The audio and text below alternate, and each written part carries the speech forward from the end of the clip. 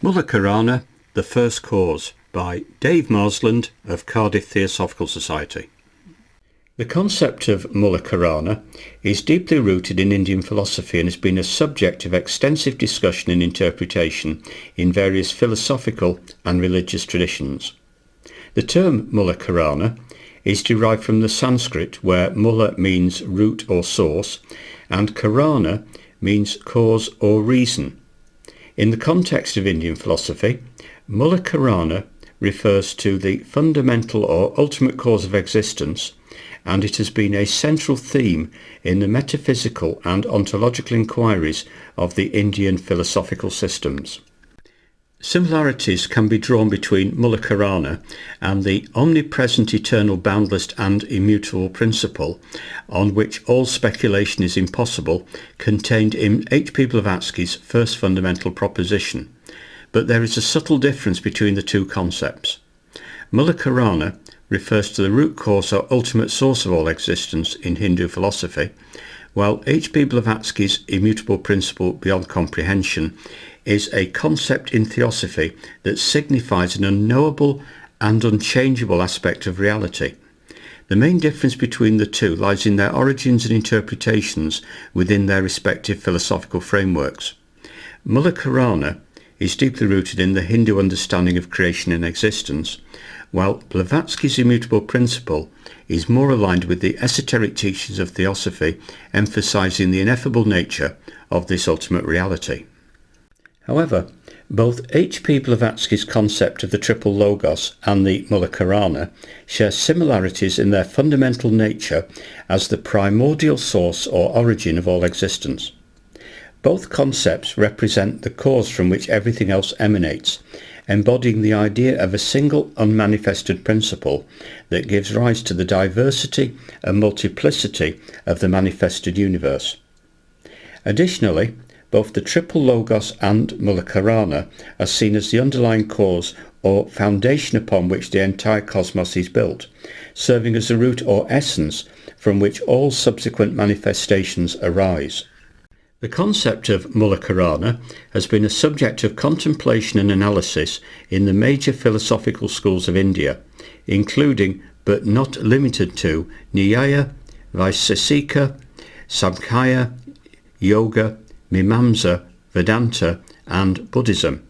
Each of these philosophical traditions has offered its own unique perspective on the nature of Mula-Karana and the implications of this concept for understanding the nature of reality and existence.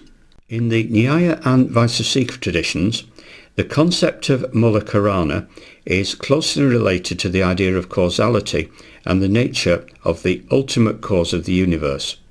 According to these traditions, Mula-Karana is understood as the fundamental substance or entity from which all other entities and phenomena emerge.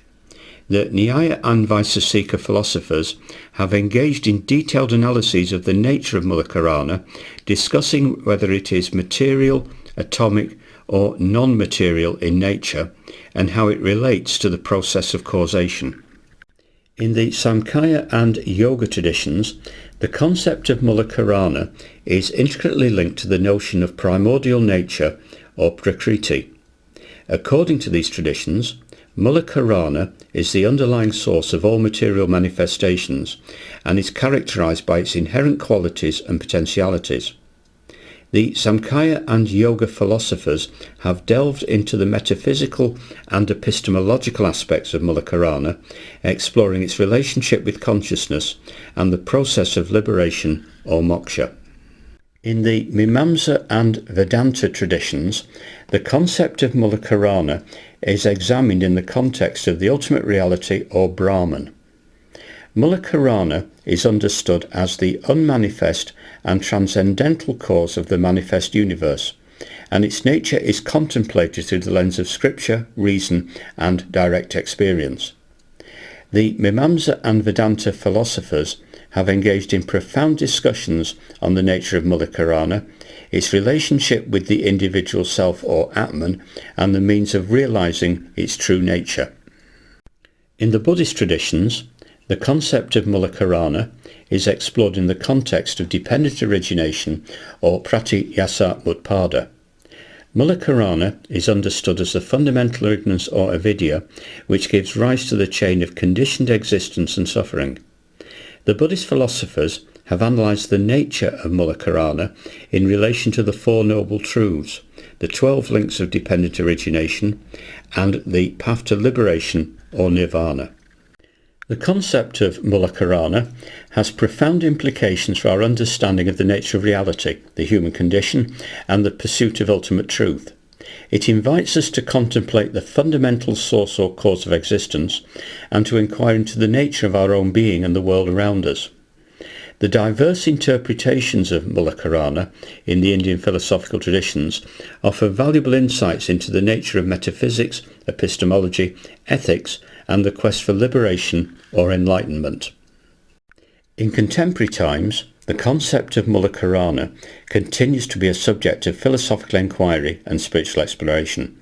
It inspires scholars, practitioners and seekers to engage in deep reflection and contemplation on the nature of ultimate reality, the interconnectedness of all phenomena, and the possibility of transcending suffering and ignorance. The concept of Mula-Karana also resonates with interdisciplinary studies in philosophy, psychology, neuroscience and consciousness, as it offers a rich tapestry of ideas for understanding the nature of consciousness, the self, and the nature of causation. In conclusion, the concept of Mula-Karana is a profound and multifaceted theme in Indian philosophy, encompassing a wide range of perspectives and interpretations across different philosophical traditions. It invites us to delve into the depths of metaphysical inquiry and to contemplate the ultimate source or cause of existence. The concept of Mula-Karana continues to inspire philosophical, spiritual and intellectual endeavours, and its exploration remains a timeless pursuit of understanding the nature of reality and our place within it.